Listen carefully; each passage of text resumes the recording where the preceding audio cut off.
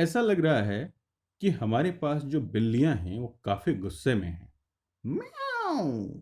हाँ, ये काफी गुस्से में है। और जो हम करना चाहते हैं वह यह है कि हम इन गुस्से वाली बिल्लियों को कैसे अलग करें।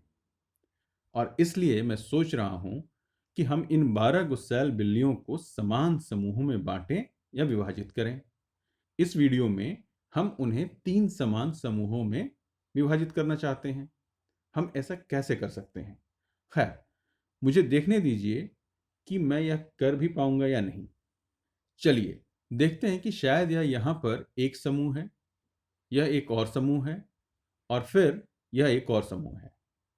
क्या ये तीनों बराबर समूह हैं? आइए देखें। इस समूह में 4 हैं, इस समूह में 3 हैं और इस समूह में 5 हैं।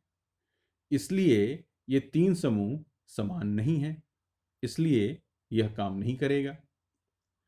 हम सिर्फ 3 समूहों की नहीं, बल्कि 3 समान समूहों की बात कर रहे हैं। तो मुझे देखने दीजिए कि क्या मैं कुछ अलग कर सकता हूं।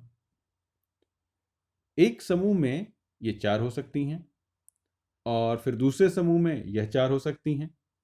मुझे लगता है कि इस बार यह तरीका काम कर जाएगा। तब मैं इन चारों को एक समूह में रख सकता हूं। और जैसा कि मैंने कहा कि इन समूहों में से हर समूह में 4 गुस्सैल बिल्लियां हैं, 4 बिल्लियां 12 बिल्लियों से कुछ कम खतरनाक होंगी। मैंने अभी 12 को 3 समान समूहों में विभाजित किया है और उन समान समूहों में से हर एक में कितनी बिल्लियां हैं? वैसे हम बहुत स्पष्ट रूप से देख सकते हैं कि उन समान समूहों में से हर एक में 4 बिल्लियां हैं। तो इस उदाहरण में विभाजन या भाग के बारे में सोचने का तरीका यह है कि आप 12 से शुरू करते हैं और आप इसे 3 बराबर भाग में विभाजित करते हैं। 3 बराबर समूह और हमें हर समूह में 4 बिल्लियां मिलती हैं। प्रति समूह 4 बिल्लियां। अब क्या होगा अगर हम इसे थोड़ा अलग तरीके से बताना चाहें? तो चलिए 12 और गुस्सैल बिल्लियों को लाते हैं। यह खतरनाक हो सकता है, लेकिन हम इसे सीखने की खातिर कर रहे हैं, इसलिए यह ठीक है। म्याऊं। और ज्यादा गुस्से में है।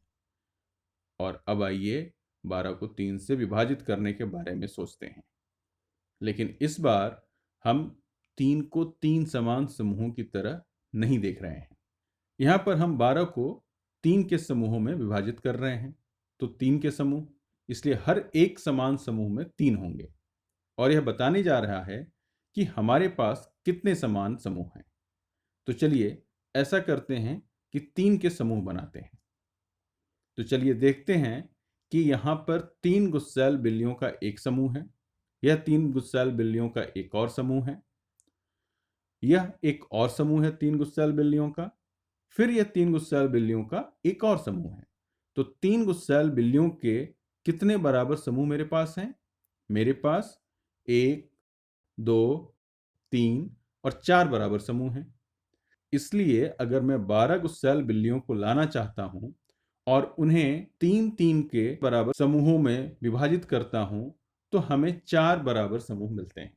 तो आपके पास 2 अलग-अलग तरीके हैं जिसे हम भाग करने के लिए इस्तेमाल कर सकते हैं।